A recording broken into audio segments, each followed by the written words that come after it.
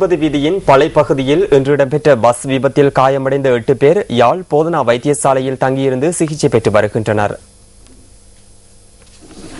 யாழ்ப்பாணத்திலிருந்து கிளிநொச்சிக்கு பாடசாலை மாணவர்களை ஏற்றிச் சென்ற தனியார் பஸ் ஒன்று வேகத்தை கட்டுப்படுத்த முடியாமல் இன்று காலை 7 மணி அளவில் விபத்துக்குள்ளாகியுள்ளதாக போலீசார் குறிப்பிடுகின்றனர். இந்த விபத்தில் போலீஸ் உத்தியோகத்தர் ஒருவரும் 11 வயதான பாடசாலை மாணவன் ஒருவனும் பலத்த காயங்களுக்கு உள்ளாகியிருப்பதாக யாழ் போதனா வைத்தியசாலையின் பிரதி பணிப்பாளர் டாக்டர் ஸ்ரீ பவானந்தராஜா தெரிவித்தார்.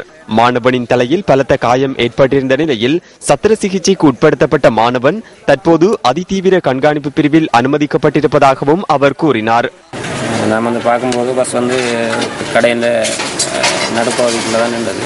7 லட்சம் ரூபா 7 லட்சம் ரூபா பார்க்கலாம் அலைவு.